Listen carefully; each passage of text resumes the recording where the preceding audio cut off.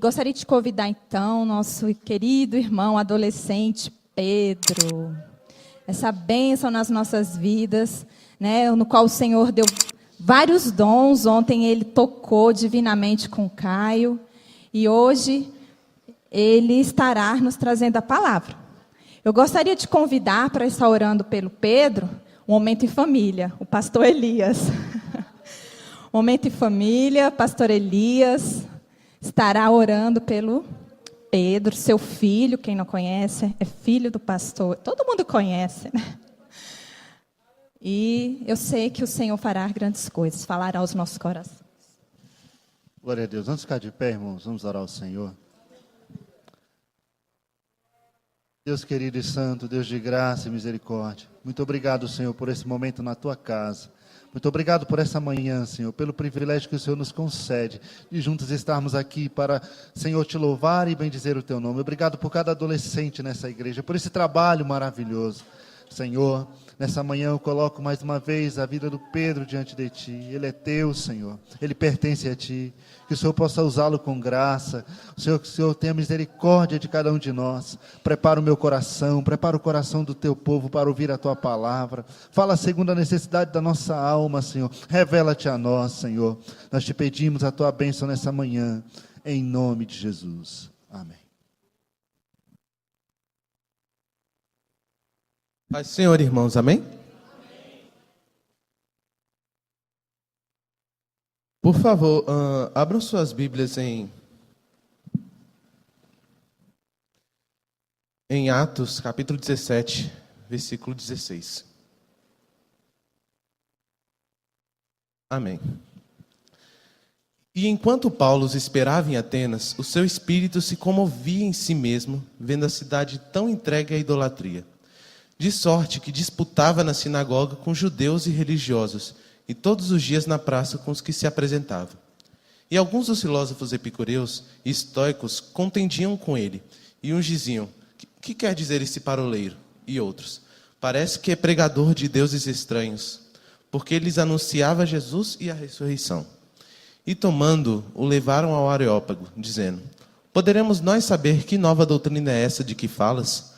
Pois coisas estranhas nos trazes aos ouvidos. Queremos, pois, saber o que vem a ser isto. Pois todos os atenienses e estrangeiros residentes de nenhuma outra coisa se ocupavam, senão de dizer e ouvir alguma novidade. E, estando Paulo no meio do Areópago, disse: homens atenienses, em tudo vos vejo um tanto supersticiosos. Porque, passando eu e vendo os vossos santuários, achei também um altar em que estava escrito: ao Deus desconhecido. Esse, pois, que vós honrais, não conhecendo, é o que eu vos anuncio. O Deus que fez o mundo e tudo o que nele há, sendo o Senhor do céu e da terra, não habita em templos feitos por mãos de homens. Tampouco é servido por mãos de homens, como que necessitando de alguma coisa, pois ele mesmo é quem dá a todos a vida e a respiração, e todas as coisas. E de um só sangue fez toda a geração dos homens, para habitar sobre toda a face da terra, determinando os tempos já dantes ordenados e os limites da sua habitação, para que buscassem ao Senhor, se porventura tateando, o pudessem achar, ainda que não está longe de cada um de nós. Porque nele vivemos, e nos movemos, e existimos. Como também alguns dos vossos poetas disseram, pois somos também sua geração. Aqui, irmãos, o Paulo está na sua segunda viagem missionária. Ele está na cidade de Atenas, na Grécia. Bom, Atenas, como nós sabemos, é um lugar onde se originou praticamente toda a filosofia grega. Alguns filósofos como Aristóteles, Platão, que nós conhecemos, se originaram de lá. Mas, acima de tudo, era um lugar extremamente idólatra, que, segundo alguns historiadores antigos da cidade de Atenas, existia mais de 30 mil deuses. E esses nos lugares públicos, como praças, na frente das casas, na frente dos santuários, sem contar os de dentro dos templos. Eram tantos deuses, irmãos, que, segundo Petrônio, um escritor romano que viveu entre 27 e 66 depois de Cristo, em Atenas era mais fácil encontrar um deus do que um homem. já que em cada canto da cidade havia um Deus protetor. No período em que Paulo chegou lá, dois grupos filosóficos estavam dominando Atenas. Primeiro, os epicureus. A filosofia dos epicureus foi criada por Epicuro de Samos, que consistia no prazer. Essa filosofia falava que toda a nossa vida deveria se basear nos prazeres da matéria.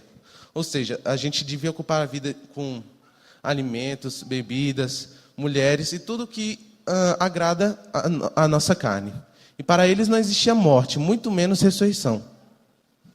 Já os estoicos seguiam o estoicismo, criado por Zenão de Cítio, um filósofo que nasceu em Chipre e que lecionou em Atenas. Os estoicos já ensinavam o contrário, que perante todo o sofrimento que a carne tinha, eles deviam permanecer indiferentes a isso. Perante as tragédias, as emoções, eles deviam ficar indiferentes a isso. Bom, quando Paulo chegou em Atenas, ele ficou muito incomodado com tanta idolatria e pensamentos errados acerca de Deus. Por isso, foi até a sinagoga daquela cidade onde passou a ensinar sobre Jesus para os judeus ali. E também para alguns prosélitos, que, como os judeus chamavam, os que não eram do povo deles, mas se converteram ao judaísmo. Além disso, Paulo também pregava nas praças, onde se encontravam um grande número de cidadãos. Paulo falava sobre Jesus, sua história, seus milagres, seus motivos para ter vindo a esse mundo e principalmente sobre sua ressurreição. Mas é engraçado, irmãos, porque os filósofos ouviam Paulo falar sobre Jesus e ressurreição. Mas ressurreição, na língua grega, significa anastasia. Então eles achavam que Paulo estava falando sobre um casal de deuses, Jesus e Anastasia. Os judeus naquela sinagoga estavam começando a achar que Paulo era um simples tagarela, que ficava falando sobre Jesus, sobre essa tal de Anastasia, que era a ressurreição. Mas, mesmo assim, eles ficaram curiosos para saber sobre esses novos ensinamentos que Paulo falava, já que os gregos viviam praticamente das novidades. Então, convidaram para pregar no Areópago. O Areópago, ou Colina de Marte, como era conhecido, era uma espécie de rochedo em Atenas, onde os líderes políticos se reuniam para tomar decisões. Era uma espécie de Suprema Corte. Mas também, principalmente, os filósofos epicureus e estoicos iam para lá para mostrar seus ideais. Então, Paulo foi ao Areópago e ele aproveita a excessiva religiosidade que aquele povo tinha e chama a atenção deles para um altar erguido, escrito bem assim: ao Deus desconhecido. E havia uma história por trás daquele altar. De acordo com historiadores, por volta de 500 anos antes de Cristo, houve uma praga que assolou toda a Grécia. Então os gregos começaram a oferecer sacrifício a cada um dos 30 mil deuses que havia, ainda mais. Porém, nenhum deles conseguiu resolver a praga. Até que alguém lembrou de um filósofo que nasceu em Creta, chamado Epimênides. Então chamaram Epimênides lá para Atenas, para ver se ele conseguia resolver esse problema. Porque não estava mais dando certo oferecer sacrifícios para aqueles deuses. Epimênides, quando chegou lá, ele falou bem assim àquele povo: vocês estão adorando a Deus errado. Então, Epimênides levou um conjunto de ovelhas para cima do Areópago, antes citado aqui. Lá ele falou: para onde as ovelhas forem, estará o Deus ao qual vocês deverão servir. Então Epimênides soltou as ovelhas, elas caminharam pararam por um Deus, passaram por Deus, não pararam. Passaram por outro e não pararam. Até que elas chegaram no lugar e se deitaram onde não havia nenhum Deus, nenhuma estátua. Então o povo já começou a perguntar: mas não tem nenhum Deus aqui, o que a gente vai fazer? Aí o Epimênides falou: aqui é o local onde vocês deverão construir um altar. Aí, tudo bem, mas qual será o rosto desse Deus? Qual será a figura dele? Epimênides falou: não coloquem figura alguma, deixem o altar vazio. Ok, mas qual será o nome dele então? Ele respondeu: coloquem bem assim: ao Deus desconhecido. Paulo disse isso porque era exatamente sobre esse Deus desconhecido que ele lhes queria falar. Aquele a quem eles não conheciam, mas também adoravam. Paulo então começa a descrever esse Deus dizendo que ele é o Criador de todo o universo, Senhor absoluto da terra e do céu, e que não habita em templos feitos pelas mãos dos homens. Não é servido por eles, muito pelo contrário, é Ele quem concede aos homens a vida e supre todas as necessidades. Ele, de um só homem, criou toda a raça humana, determinando sua localização no tempo e no espaço, para que povoassem a terra. Paulo afirma que Deus assim o fez para que a humanidade o buscasse, o pudesse encontrar, ainda que o tateando, ainda que fosse encostando. Porque Deus não está distante do ser humano. E Paulo conclui desse jeito: nele vivemos, nos movemos e existimos. Essa declaração feita por Paulo revela a nossa dependência de Deus. Nós temos que entender, irmãos, que somos absolutamente dependentes de Deus. Não conseguimos nada se não for por Ele. Primeiro, eu queria falar nossa dependência de Deus quanto à salvação. Nenhum ser humano, por melhor que seja, por mais íntegro que pareça ser, por mais honesto que demonstre ser, ele jamais será capaz de se salvar. Jamais será capaz de conquistar o perdão de seus pecados pelos seus próprios méritos. Também temos que entender que a nossa justiça diante de Deus não é nada. De acordo com o profeta Isaías, em seu livro, ele fala que nossa justiça perante a de Deus são como trapos de imundícia. Como diz lá em Isaías capítulo 64, versículo 6. Mas todos nós, como o imundo, e todas as nossas justiças como trapo de imundícia. E todos nós murchamos como a folha, e as nossas iniquidades como o vento nos arrebatam. Independentemente do tamanho da nossa dívida, se somos muito ou pouco pecadores, certo é que jamais poderíamos pagá-la. Jesus, uma vez, contou uma parábola de que haviam 2 homens que deviam para o mesmo credor.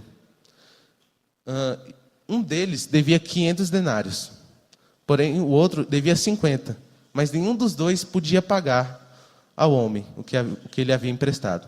Então ele perdoou a dívida de cada um.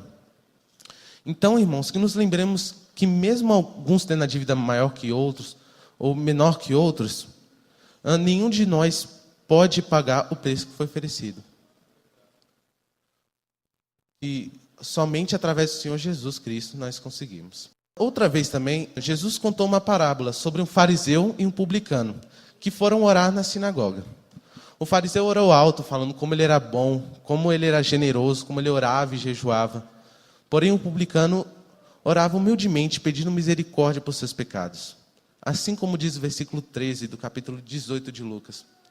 O publicano, porém, estando de pé de longe, nem ainda queria levantar os olhos ao céu, mas batia no peito dizendo: ó Deus, tem misericórdia de mim, pecador. Somente aquele como o publicano de Lucas, se colocar diante de Deus, se reconhecendo a sua pobreza de espírito, receberá dele o perdão de seus pecados.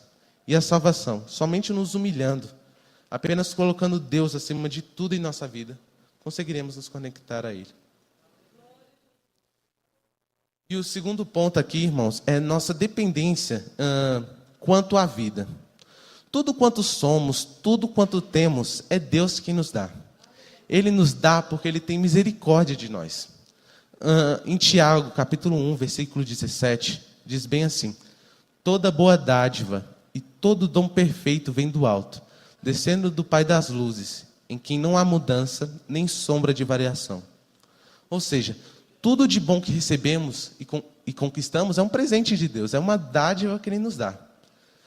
Um exemplo muito famoso de dependência de Deus é o rei Davi. Lá em 1 Crônicas, capítulo 29, versículo 10, ele está começando a receber as ofertas para a construção do templo. Mesmo que ele não fosse construir, que fosse seu filho Salomão, Salomão era muito inexperiente ainda e ele queria pelo menos deixar os materiais prontos. Então ele começou a receber ouro, joias, ele mesmo doou mais de 170 mil toneladas de ouro. E ele lá louva a Deus dizendo que mesmo o que Ele nos dá, mesmo o que nós temos, é tudo dele. Ele que provê tudo isso para a gente. Nós dependemos dele para tudo. E ter esse reconhecimento, irmãos, nos traz pelo menos 2 benefícios. O primeiro deles, que esse reconhecimento de que nós temos dependência, nos livra do orgulho e da soberba. Por favor, abrem Deuteronômios, capítulo 8, versículo 10. Assim diz: quando, pois, tiveres comido e fores farto, louvarás ao Senhor teu Deus pela boa terra que te deu. Guarda-te que não te esqueça do Senhor teu Deus, deixando de guardar os seus mandamentos e os seus juízos, e os seus estatutos que hoje te ordeno, para não suceder que, havendo tu comido e fores farto, e havendo edificado boas casas e habitando-as, se tiveres aumentado os teus gados e os teus rebanhos, e se acrescentar a prata e ouro, e se multiplicar tudo quanto tens, se eleve o teu coração e te esqueça do Senhor teu Deus, que te tirou da terra do Egito, da casa da servidão, que te guiou por aquele lugar grande e terrível deserto de serpentes ardentes, e de escorpiões, e de terra seca, em que não havia água, e tirou água para ti da rocha perderneira, que no deserto te sustentou com maná, que teus pais não conheceram, para te humilhar e para te provar, para no fim te fazer bem. E digas no teu coração: a minha força e a fortaleza da minha mão me adquiriu este poder. Antes te lembrarás do Senhor teu Deus, que Ele é o que te dá força para adquirires riqueza, para confirmar a sua aliança que jurou aos teus pais, como se vê neste dia. Será, porém, que se de qualquer modo te esqueceras do Senhor teu Deus, e se ouvires outros deuses e os servires, e te inclinares perante eles, hoje eu testifico contra vós, que certamente perecereis. Bom, nesse capítulo, Moisés, que está falando, ele fala exatamente sobre esse sentimento de não se orgulhar, e sim de se humilhar, de saber que Deus está no controle de tudo. Sabe, sem Ele não seríamos nada. E a segunda coisa que podemos entender, irmãos, é que entender isso nos leva a uma vida de gratidão a Deus. Só assim podemos dizer como salmista, no Salmo capítulo 16, versículo 12. Que darei eu ao Senhor por todos os benefícios que me tens feito? Todo esse entendimento que Paulo teve acerca de Deus o levou a glorificar o nome do Senhor com esse cântico em Romanos, capítulo 11, versículo 36. Porque dele e por ele e para ele são todas as coisas. Glória, pois, a ele eternamente. E amém. Somente aqueles que reconhecem a Deus como o Senhor e provedor da sua vida, de toda a sua existência, pode louvar a Deus dessa maneira. Deus, e lembre de uma coisa, irmãos, Deus não nos fez autossuficientes para que fôssemos dependentes dele, para que quiséssemos buscá-lo, para que desejássemos mais e mais a presença dele em nosso meio. Amém? Agradeço a oportunidade.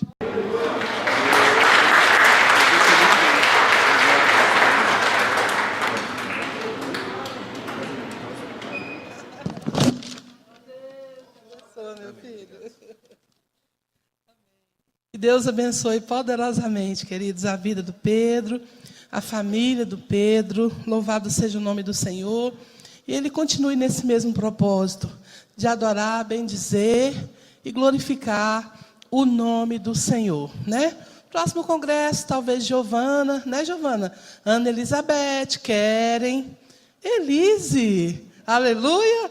E assim nós vamos seguindo com esta geração, né, que está despontando para adorar e bendizer o nome do Senhor. Amém?